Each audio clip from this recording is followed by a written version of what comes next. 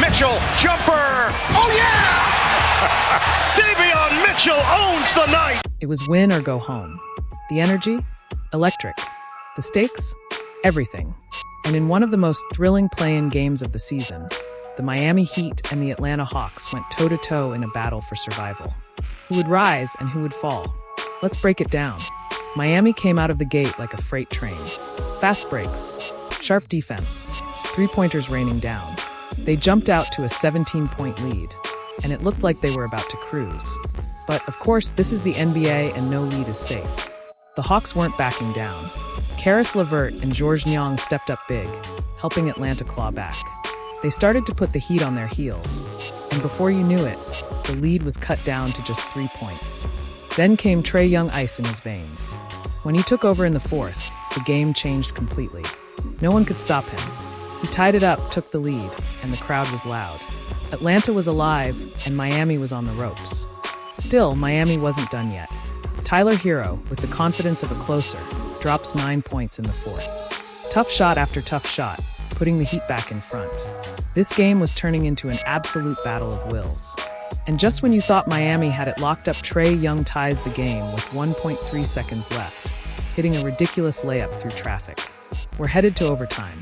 Overtime. It's win or go home now, and out of nowhere DaVon Mitchell became the star of the night. Mitchell was lethal. He hit 2 quick threes, one after the other, sending Miami up by 7. The Heat bench? Exploding. Mitchell was on fire. He wasn't missing, and it felt like the Hawks had no answer. And just when you thought it couldn't get any better, Mitchell draws an offensive foul on the other end. The Heat were rolling, but Atlanta wasn't done yet. Trae Young hit a clutch 3 to make it a one-possession game, but Hero responded with one of his own. The two teams went back and forth, clutch shot after clutch shot, like it was a battle for the ages. In the end, though, it was Mitchell who sealed the deal. With his step-back jumper, he nailed the dagger, 123 to 114, and Miami survives. 16 points on the night, 9 in overtime. DaVon Mitchell owned the moment. And yeah, he had to be held back from walking straight over to the Hawks bench. Now Miami books a date with the Cleveland Cavaliers. And no, Mitchell and Donovan Mitchell aren't cousins, but you can bet they'll be connected when they meet in the first round. Meanwhile, in Memphis, the Grizzlies were ready to put the Dallas Mavericks out of their misery, and they did it in ruthless fashion. Ja Morant came out with a vengeance. Step-backs, dunks, 360 slams.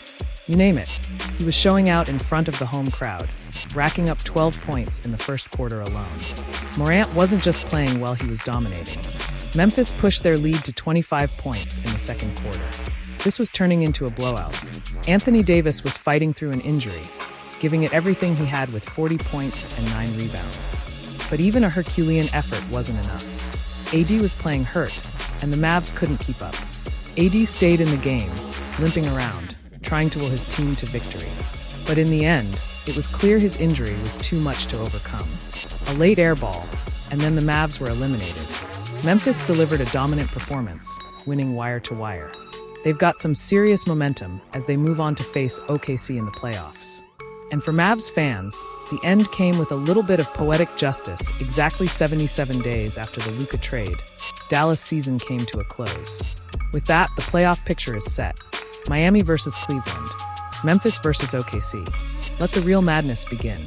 If you're enjoying these recaps, make sure you like, subscribe, and stay locked in because we've got more highlights coming your way every day. Until next time, peace out.